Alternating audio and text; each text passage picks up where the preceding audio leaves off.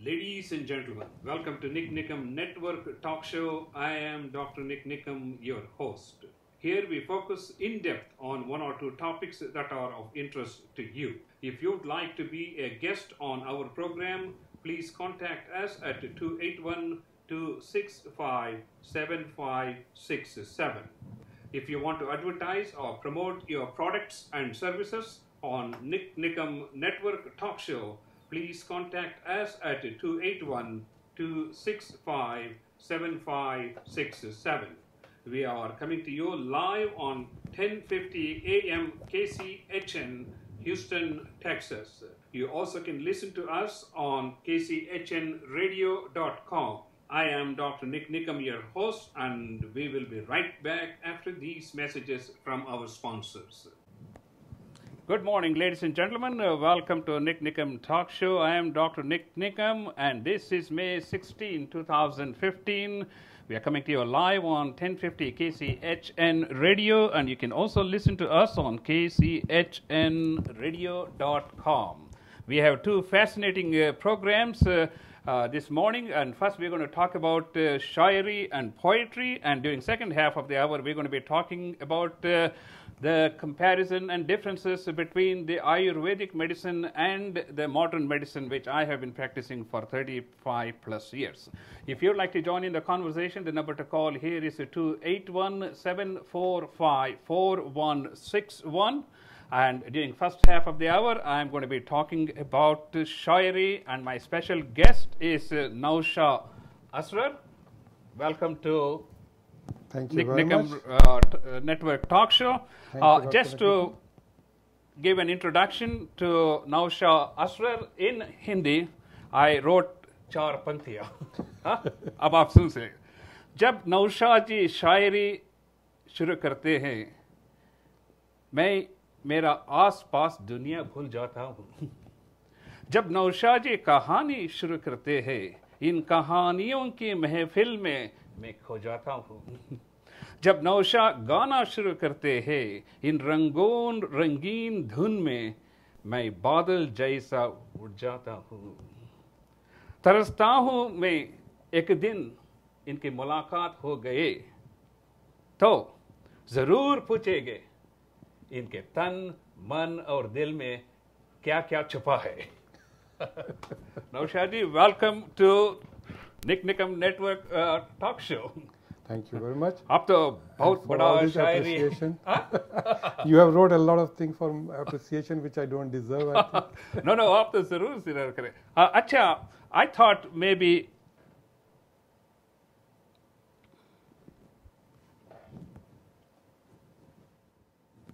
I thought maybe we do this as a learning experience for me and also for a lot of young aspiring poets and shairi writers. As you know, what is the way you have approached in building these shairis from a concept to something of a reality? Okay, let's talk about what is the difference between shairi and poetry. Shairi and poetry are basically the same. It is the different आप words. Urdu में हिंदी में बात कर सकते हैं क्योंकि शायरी और हिंदी हाँ, तो मैं दोनों में हिंदी में बहुत अच्छा. मैं तीनों में बात करूंगा, इंग्लिश, हिंदी, उर्दू, ताकि हमारे जो लिसनर्स हैं और उनको समझने में हम उनके करीब हो सकें और वो हमारे. तो बेसिकली पोइट्री और शायरी ये सेम है. ये लफ्ज़ उर्दू में शायरी कहते हैं, फारसी में शायरी कहते हैं, इंग्लिश में पोइट्री कहते हैं. हाँ, उनका जो स्टाइल है, उनके जो टाइप्स हैं वो डिफरेंट हैं. जैसे उर्दू शायरी में की ख़ास जो चीज़ है जो दूसरी शायरी में नहीं है वो है गज़ल. ये इंग्लिश में नहीं है. इंग्लिश में इसके करीब है एक poetry version which is called the sonnet. तो sonnet is close to ghazal, but there is a big difference between sonnet and ghazal. कि गज़ल में दो पंक्तियों में, दो मिसरों में, एक पंक्ति को उर्दू शायरी में मिसरा कहते हैं, तो दो मिसरे में ही सारी बात कहनी होती है. सोनेट में 14 लाइन्स यूज़ किया जाता है. और लास्ट की जो 2 लाइन्स होती है उसमें पोएट एक्चुअल मैसेज देता है, अपनी फिलॉसफी देता है. उससे ऊपर की लाइंस में वो उस फिलॉसफी को देने के लिए माहौल बनाता है. तो दैट इज़ डिफरेंस। लेकिन ये कि ये शायरी और पोइट्री जो है ये it is a beautiful way of expression your thoughts, your feelings, using some example, some similes, जिसको कहते हैं कि आप मिसाल यूज़ करते हैं। इसमें डायरेक्ट उस लफ्ज़ को इस्तेमाल नहीं कहता है, या उस आदमी का नाम या उससे आदमी मुखातिब नहीं होता है, एड्रेस नहीं होता है, बल्कि वो सिमिलीज यूज़ करता है। जैसे फूल को यूज़ करता है, समंदर को यूज़ करता है, मौजों को यूज़ करता है, बादल को यूज़ करता है, लेकिन उसके मानी कुछ और होते हैं। अब जैसे ये कहना हो कि तुम्हारे होंठ गुलाब के फूल जैसे हैं। अच्छा, तो इसमें ये कह मीर तकी मीर जो एक शायर थे, उन्होंने कहा कि नाजुकी उसके लब की क्या कहिए, पंखड़ी एक गुलाब की सी है। तो ये पोइटिक एक्सप्रेशन हुआ। इसको आप सीधे शब्दों में अगर कहना चाहें तो कह दें कि तुम्हारे होंठ गुलाब के फूल जैसे हैं। लेकिन इसको जब ऐसे कहा तो ये बहुत खूबसूरत हो गया, इसका एक अलग रंग आ गया। तो ये डिफरेंस है पोइट्री और प्रोज में भी। ओके, वो ठीक है। और एक मिनट, मेरा वॉल्यूम ज़्यादा होता है। अच्छा, हर एक गाने में एक स्ट्रक्चर है। हाँ, अगर शायरी और पोइट्री में कौन सा स्ट्रक्चर है हमको बता दीजिए। हाँ, उसका जो है हर उसको हम लोग कहते हैं मिसरे की बहर कहते हैं, और हिंदी में उसको कहते हैं छंद, और उसकी मात्रा, और हिंदी और उर्दू में कहते हैं बहर और वज़न। तो शायरी में ये है कि उसमें रिदम पैदा करने के लिए और फ्लो पैदा करने के लिए एक लिमिटेड साइज़ है उसका, जिसको आप शुरू में डिटरमिन करते हैं, और बाकी सारी आपकी शायरी जो होगी वो उसी लिमिटेड एरिया में होगी, उसी बहर में होगी। उसको आप बढ़ा घटा नहीं सकते हैं बीच में। तो जैसे है अपनी धुन में रहता हूँ, मैं भी तेरे जैसा हूँ। बहुत छोटा सा इसका स्केल है ना। और चुपके चुपके रात दिन आंसू बहाना याद है, ये बड़ा स्केल है।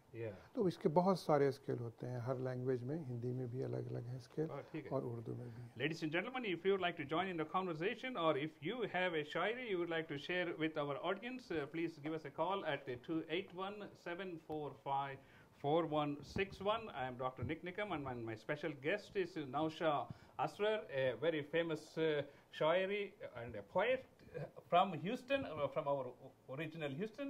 और आपका थोड़ा मुलाकात हमको कर दीजिए आप। हाँ, मैं आपको बताऊं कि मेरा नाम आपने नौशा असरार है, और originally I am from India. Bihar से मेरा ताल्लुक़ है। मैंने एजुकेशन हासिल किया था अलीगढ़ मुस्लिम यूनिवर्सिटी से, और उसके बाद फिर मैं पीएचडी करने मॉस्को चला गया मटेरियल साइंस में, और उसके बाद फिर मैं इंडिया में जॉब किया, मिडल ईस्ट में किया, अमेरिका में, और अभी मैं श्लम्बरजे जो ऑयल एक्सप्लोरेशन कंपनी है उसमें as a senior material scientist हूँ। और पोइट्री जो है, शायरी, इसका तो इंसान के प्रोफेशन से और किसी और चीज़ से ताल्लुक़ नहीं होता है, उसकी आत्मा से उसका ताल्लुक़ होता है। जैसे कि मैंने अपनी हिंदी की एक कविता में कहा है कि मन के वीणा का तार है कविता। मन के वीणा का तार है कविता, आत्मा की पुकार है कविता। तो ये अंदर से आती है। तो ये मेरा साइड इंटरेस्ट है, प्रोफेशन कह लीजिए जो है, या सब शायरी और पोएट्री सब दिल से आना वो बहुत ज़रूरी है, उसके बाहर के बगैर नहीं होता है, नहीं होता। इवन जो गीत लिखे जाते हैं, जितने फिल्मों में लिखते हैं कवि और पोइट्स, शायर, वो पहले उसको फील करते हैं, उसको फील करते हैं, अपने आप को उस सिचुएशन में डाल देते हैं।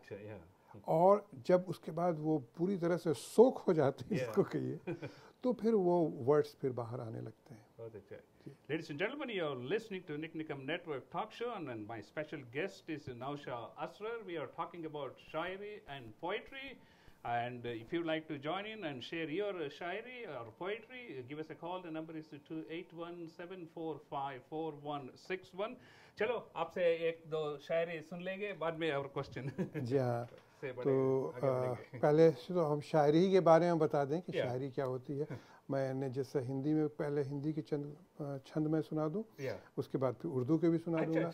तो मैंने कहा है कि शायरी क्या होती है, कविता क्या है, उसको मैंने कविता ही में एक्सप्रेस किया है कि मन की वीणा का तार है कविता, आत्मा की पुकार है कविता, और फूल से शब्द गुनगुनाते हैं, फूल से शब्द गुनगुनाते हैं, गीत है सुर बहार है कविता, और डूब जाते हैं जिस नदी में सब, जैसे आप भी डूब गए और तभी तो डूब के हमें बुलाया है।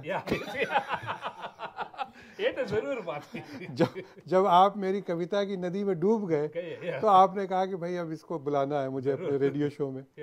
तो जबकि आपकी भाषा जो है वो बहुत न उर्दू है न हिंदी है, लेकिन जो कविता की मेलोडी है और उसकी जो ब्यूटी है, उसका जो श्रृंगार है, उसकी जो खूबसूरती है, उसमें आदमी डूब जाता है। उसके लिए कोई भाषा, कोई रंग भेदभाव की कोई लिमिट नहीं है। जब कविता में या शायरी में या पोएट्री में डूब जाता है, शराबी का जरूरत को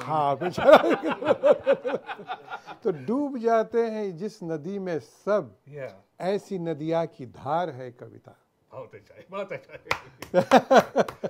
डूब जाते हैं जिस नदी में सब, जी, ऐसी नदिया की धार है कविता। और कहा है कि छंद जैसे के वाण अर्जुन के, छंद जैसे के वाण अर्जुन के, हृदय के आर पार है कविता।